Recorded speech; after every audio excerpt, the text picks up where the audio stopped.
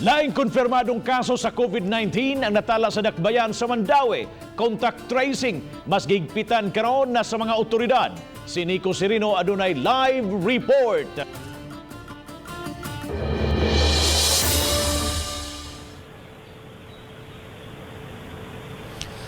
Yes, Bob, misaka na nga to sa tulo ang kumpirmadong kaso sa COVID-19 sa dakbayan sa Mandaue. Gipahibaw ni Mayor Jonas Cortez ang dugang usa ka kaso sa COVID-19 sa dakbayan. Ang pasyente, usa ka lalaki nga na-admit karon sa pribadong ospital.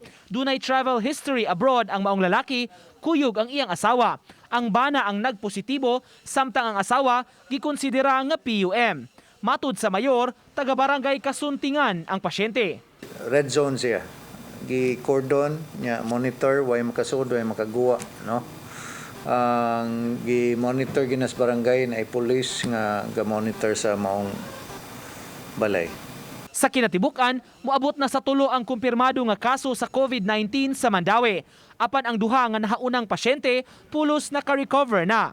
Samtang sa usa ka sitio sa barangay Umapad kaganihang buntag, gialarma kining usa ka panimay. Nakadawat og report ang kapitan nga may nagpuyo sa dapit nga dunay kalambigitan sa usa ka nagpositibo sa barangay Luz. Girespondihan kini sa taga-barangay ug sa kapulisan aron ma-contain ang dapit. Ang yang kalibin ug ang igsuon sa yang kalibin na positive sa dito. Muna nga nadetikan man sa mga silingan nga naa siya diri. So muna ni report muna ato ni awhag ta dayon po kuan. Investigate. Gi-coordinate na sa kapitan ngadto sa CDRRMO alang sa lakang nga himuon sa maong lalaki. Samtang gipasabot sa mayor, sub-sub na gyud karon ang contact tracing nga ilang gihimo. Lakip na ang mga posibleng nakakontak sa uban nga mga nagpositibong pasyente. Kana sila mga PUMs naman gina, no?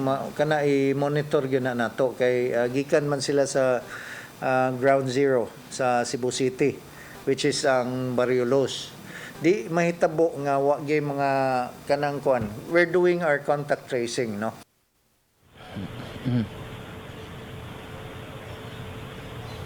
Samtang gipahibaw sa Mayor Bob nga nahurot na paggamit ang ilang mga inisyal nga gidaghanon sa mga testing kits sa dakbayan sa Mandaue sa nakadaian nila mga tao nga gi-monitor karon mo nga nag-request pa sila sa Department of Health og dugang samples og dugang mismo nga mga testing kits aron nga gamit nila sa tanan nila unya nga mga pasyente, Bob. Thank you so much, Nico Serino, sa imong live report.